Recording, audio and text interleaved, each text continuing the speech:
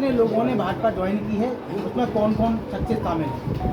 आज भारतीय जनता पार्टी परिवार में अपने जनपद के एक प्रमुख व्यक्ति और पटियाली से पूर्व विधायक रहे और जिला पंचायत एटा के 3 बार के अध्यक्ष रहे श्रीमान अजय यादव जी ने भारतीय जनता पार्टी अपने पूरे परिवार के साथ, सबसे पहले परिवार का नाम लूँगा, उनकी बेटी सकीट नगर पंचायत की चेयरमैन है और उनकी पुत्र वधू ब्लॉक प्रमुख है, उनके साथ उनका बेटा पठान है, उनके साथ भारतीय जनता पार्टी ज्वाइन किया। उनके साथ लगभग 500 लोगों ने भारतीय जनता पार्टी के प्रमुख व्यक्ति है, कुछ पिता सभासद भी है, प्रधान भी है, बीडीसी है, एक तो उन्होंने ज्वाइन की है।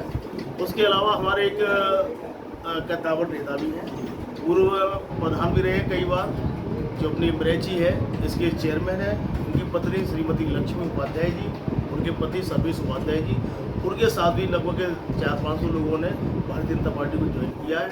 इसके अलावा हमारी इंदौली की चेयरमैन, उन्होंने भी भारतीय जनता पार्टी को ज्वाइन किया है।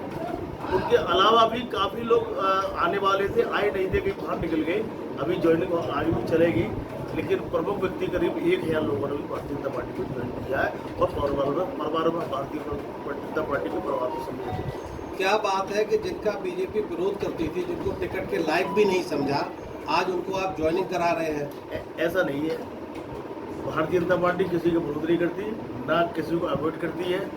सो जो निर्णय होता है सामूहिक निर्णय होता है, जब टिकट बांटी जाती है एक सामूहिक निर्णय होता है, केंद्र का होता है, प्रदेश का होता है, सभी लोगों से निर्णय करने के बाद टिकट एक ही होती है। विधानसभा या चेयरमैन में एक ही टिकट होती है, लेकिन कभी कभी होता है कि किसी को ना मिले, एक ही संतुष्ट हो पाएगा।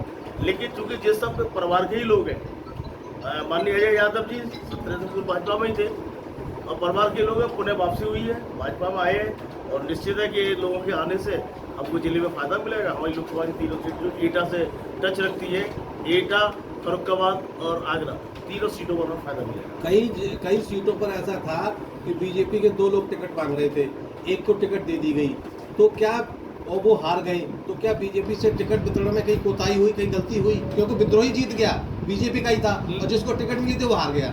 ऐसा नहीं होता है, टिकट वितरण में कोई गड़बड़ी हमारे यहाँ इसलिए नहीं होती कि जो निर्णय होता है वो सामूहिक होता है, उसमें माननीय जनप्रतिनिधि बैठते हैं, संगठन भी बैठता है और सभी के आधार पर टिकट होती है।